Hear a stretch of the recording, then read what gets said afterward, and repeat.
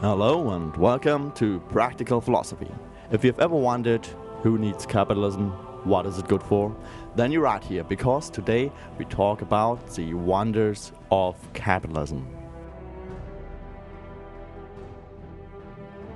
Let's dive straight into it and look at wonder number one, which is the market equilibrium.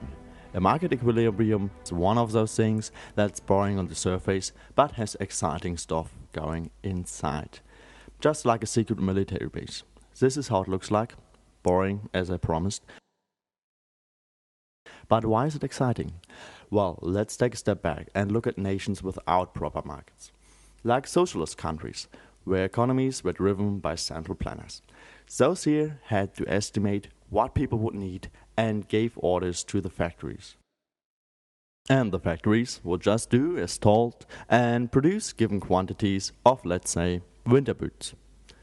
The problem now is that those planners are just humans and as such can be wrong. Imagine winter arrives and Santa Claus comes, but temperatures stay surprisingly mild. What happens to the market of winter boots? Who would buy them except Santa himself? The result would be overproduction, and that is pretty scary because resources get wasted and shoemakers would basically work for the trash bin.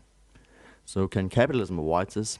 Yes, but I'm sorry, we have to go back to the boring looking diagram again.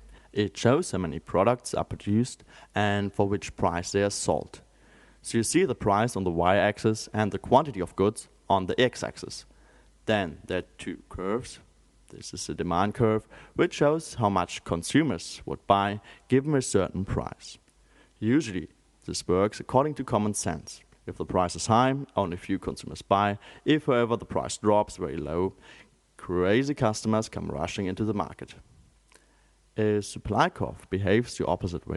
If the price is low, only few producers will engage in the market, but as prices rise, more and more will join. Let's illustrate that looking at the energy market. Imagine we all just relax and talk to real people. Then little energy is needed and the price is pretty low. In this case, only those suppliers with very low production cost would offer energy, and those would be renewables like wind power plants, because wind is for free. However, as we then start making laundry and need more energy, prices would rise too. Then coal power plants would enter the market. Coal costs some money, but it's still quite cheap. So they can earn money when the price is high enough. Then if a lot of energy is needed, the price will rise even further.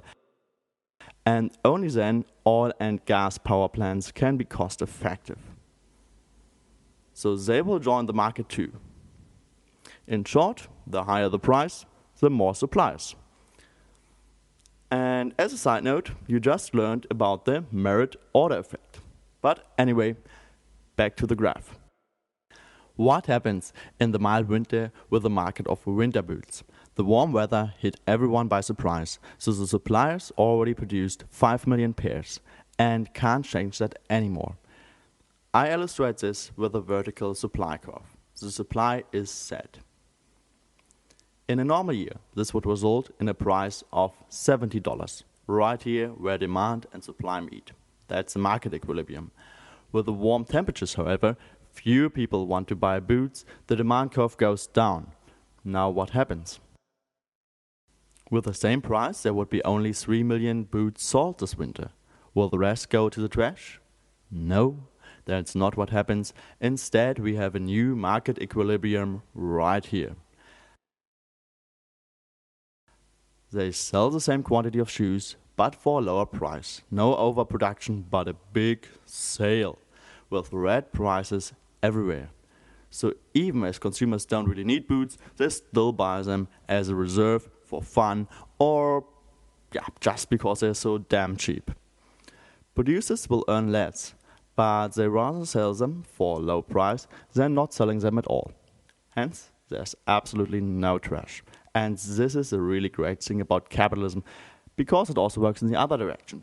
If demand suddenly rises, like the demand for umbrellas in a rainy summer, prices will again regulate the market so that everyone who is willing to pay enough can still get the product.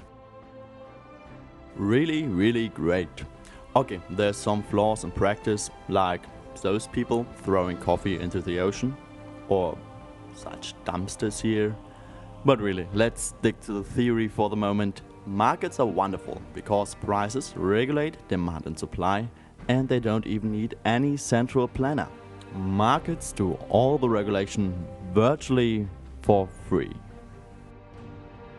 That was the first wonder of capitalism and the last one for today.